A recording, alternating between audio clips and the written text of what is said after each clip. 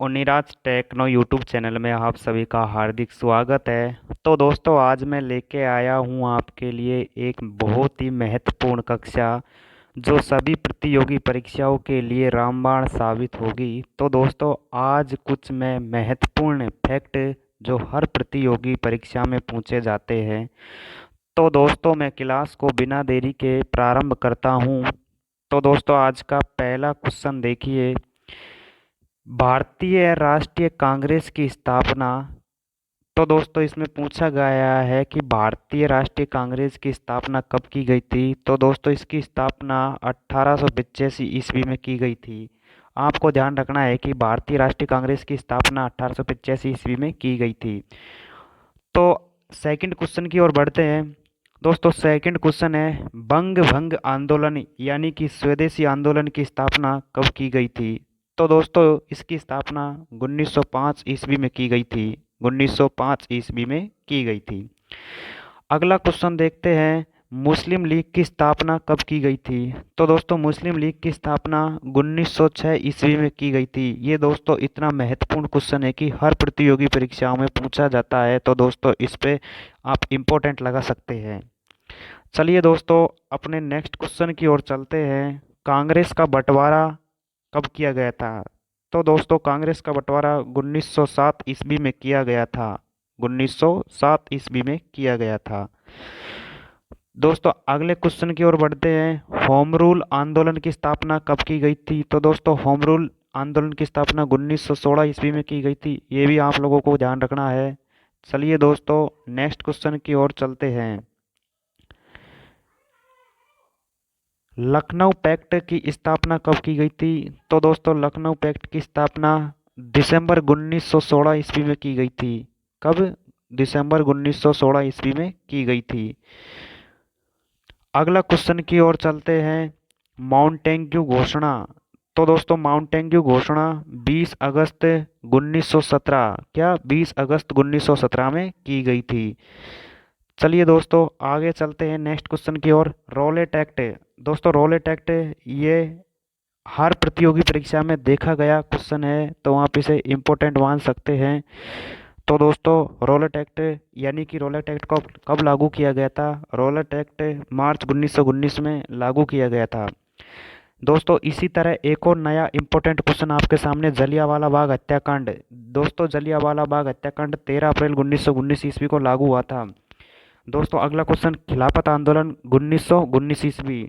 दोस्तों, अगला क्वेश्चन है, हंटर कमेटी की रिपोर्ट प्रकाशित कब की गई थी। तो दोस्तों, हंटर कमेटी की रिपोर्ट 18 मई 1920 ईस्वी को प्रकाशित की गई थी। दोस्तों, अगला क्वेश्चन है, कांग्रेस का नागपुर अधिवेशन। दिसंबर 1920 ईस्वी में कांग्रेस का नागपुर अधिवेशन। दोस्तों, अगला क्वेश्चन देखते हैं, असहयोग आंदोलन की शुरुआत कब की गई थी। दोस्तों, असहयोग आंदोलन की शुरुआत 1 अगस्त 1920 ईस्वी को की गई थी। 1 अगस्त 1920 ईस्वी को की गई थी।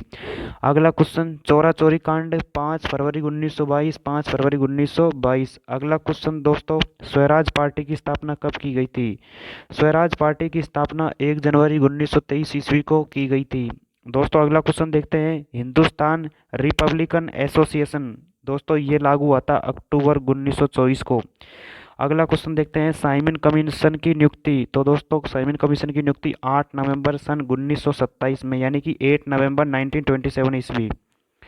दोस्तों, अगला क्वेश्चन देखते हैं, साइमन कमीशन का भारत में आगमन यानी कि साइमन कमीशन भारत कब आया। तो दोस्तों, साइमन कमीशन भारत आया था 3 फरवरी 1928 ईस्वी को। 3 फरवरी 1928 ईस्वी को।